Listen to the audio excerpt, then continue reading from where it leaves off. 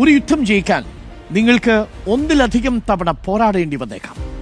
British രാഷ്ട്രീയത്തിലെ ഉരുക്കു വനിതയായിരുന്ന Margaret താച്ചറുടെ വാക്കുകളാണിത്. ഓരോ ദിവസവും നിങ്ങൾ ഒരു തുടക്കക്കാരനാകാൻ തയ്യാറാവുക. ജീവിതം ഒരിക്കലും അവസാനിക്കാത്തൊരു പഠനയാത്രയാണ്, ഒരു പോരാട്ടമാണ്. ഇന്നലെ നമ്മൾ നേടിയ വിജയം, അറിവ്, അനുഭവം അത് മതിയാവില്ല ഇന്ന് നാം നേരിടുന്ന വെല്ലുവിളികളെ മറികടക്കാൻ.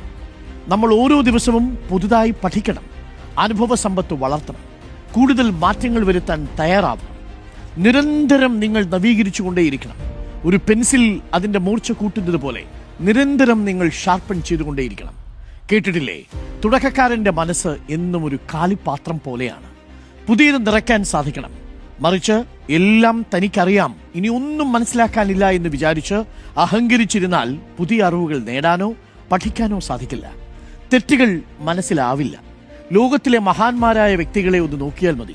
അവരൊക്കെ എല്ലായ്പ്പോഴും പുതിയ പുതിയ അറിവുകൾ നേടാനും പഠിക്കാനും ഒക്കെയുള്ള വിശാലമായ കൗതുകം നിറഞ്ഞ തുടക്കക്കാരന്റെ മനസ്സുമായി തന്നെയാണ് മുന്നോട്ട് യാത്ര നയിക്കുന്നത്.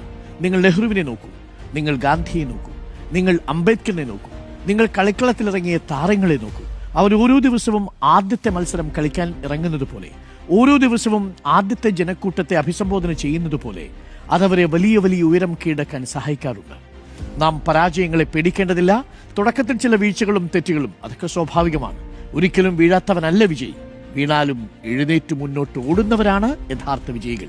ഒരു കുഞ്ഞ് നടക്കാൻ പഠിക്കുമ്പോൾ പലതവണ വീഴും. പക്ഷെ വീണുവെന്ന് കരുതി നടത്തം ഉപേക്ഷിച്ചാൽ ഒരിക്കലും നടക്കാൻ കഴിയില്ല. ഓരോ തോൽവിയും നമ്മെ തളർത്താൻ വേണ്ടിയല്ല, ശക്തമാക്കാൻ.